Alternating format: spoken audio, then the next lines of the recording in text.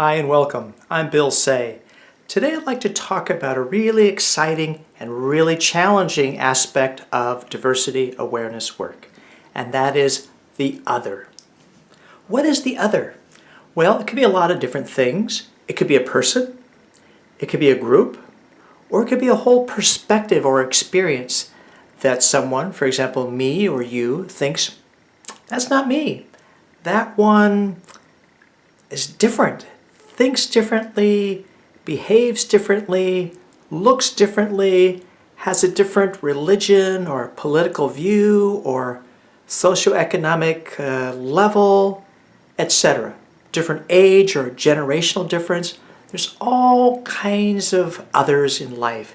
And it seems that most individuals in most groups have some kind of an other, some kind of group, etc., that thinks, that's not us.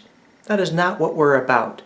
So it could be about purpose, could be about perspective, it could be about diverse makeup. Those kinds of people. Yeah, it's a really common, really human, natural thing to do.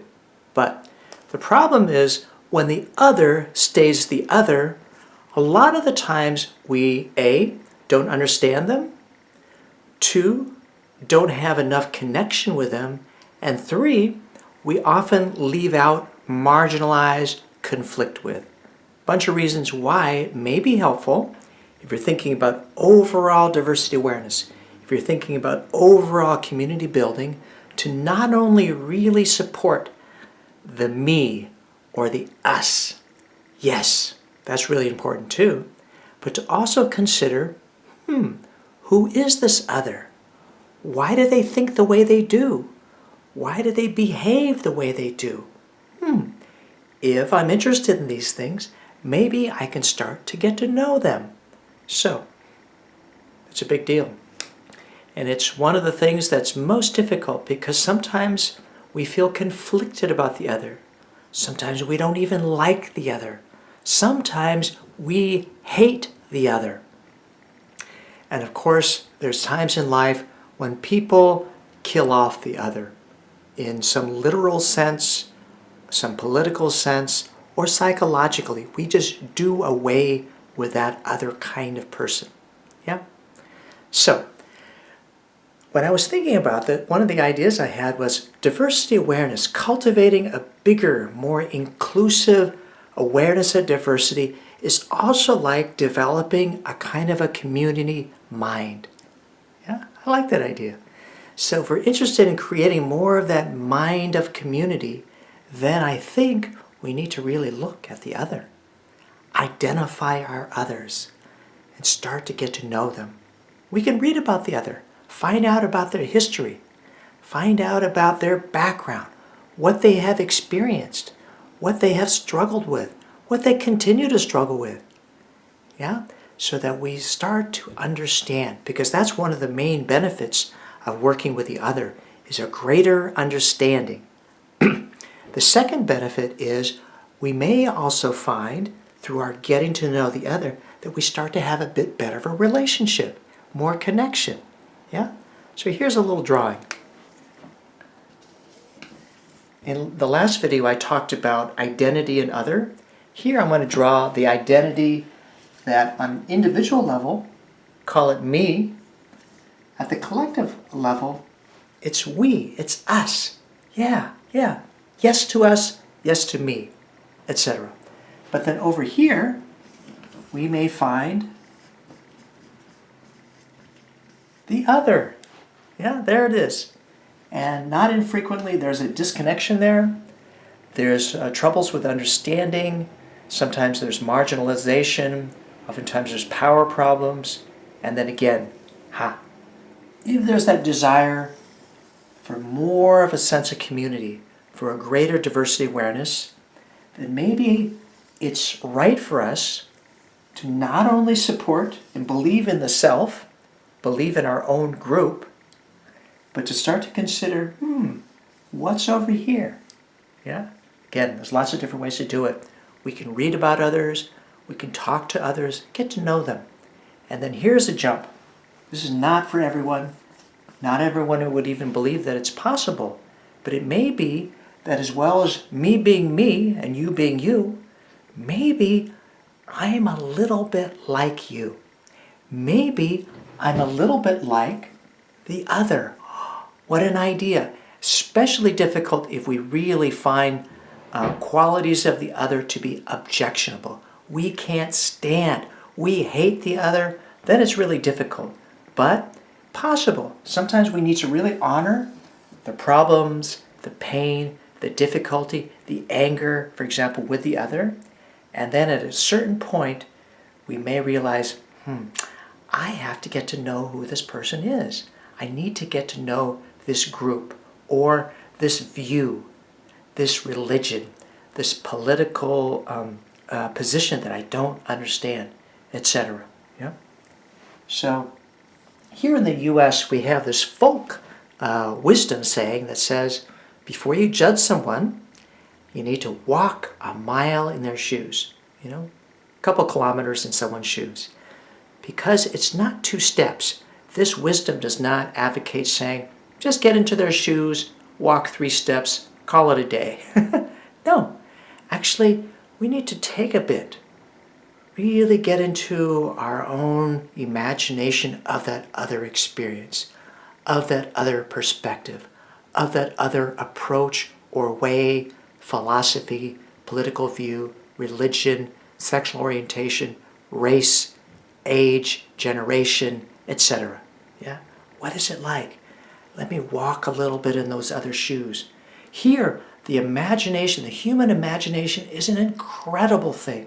It is an amazing tool for understanding people. Even if we get it wrong, I want to say, the sincere attempt to walk a bit in someone's shoes, you will often find you get a little bit of it correct. I'm going to guess that mostly, if it's sincere, you'll get a little bit of their perspective. You may not get it completely accurate, but the attempt itself may start to bring you a sense of, I empathize with this person, this group a bit more.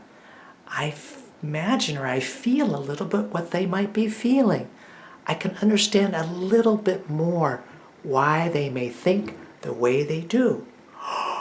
And then this starts to happen, because when I stop, at least for a minute, being in a polarized position, for example, with the other, which easily happens all the time for millions of us. We are in polarized positions with different neighbors, different people at work, different people in our communities for all kinds of reasons. Yeah, polarities. You say yes, I say no. You lean to the right, I lean to the left, etc. Yeah? But we can go beyond polarities at times and have good benefits, good effects, when we might step into these shoes. Because that's a main psychological approach here. It's a main approach using the imagination, where we get into those shoes, we walk that mile, and then we notice, what is the effect?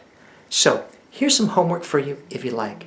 Identify an other in your life. It could be an other that you just can't stand.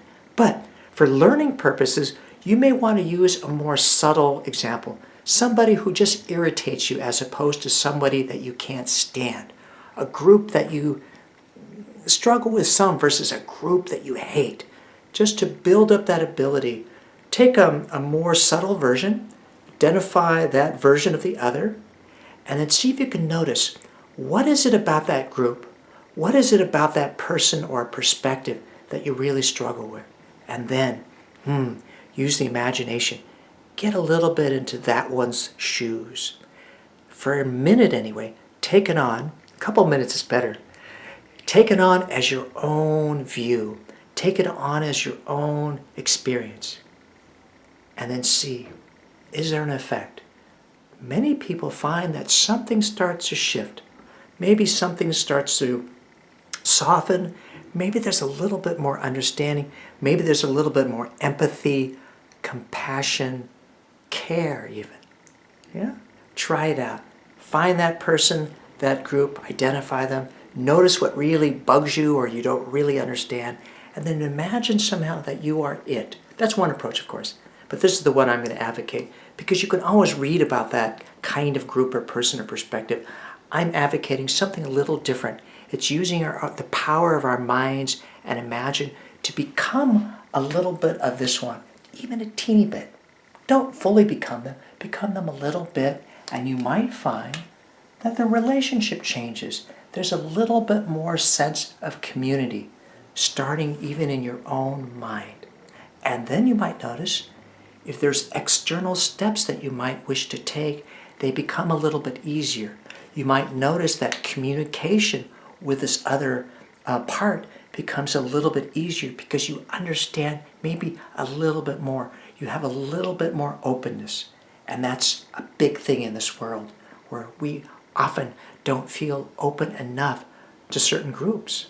And again, with the sustainability of relationships, families, teams, organizations, and community groups, I want to say, yes, let's work across differences. Let's learn to get along and have some fun with it. Take care. Have any comments or questions? If you did the exercise, I'd love to hear what happens. Maybe it worked for you. You have something to write about that. Great. Maybe you struggled with it. You couldn't quite do it. You wanted to. Yeah, that's also great to write about because maybe in the comments section, I can address maybe some of the ways that you can play around with the method of using imagination, because I've done this with lots of individuals and groups, so that they can start to understand this other way. Okay, thanks. Take care. Hope to see you the next time. Bye-bye.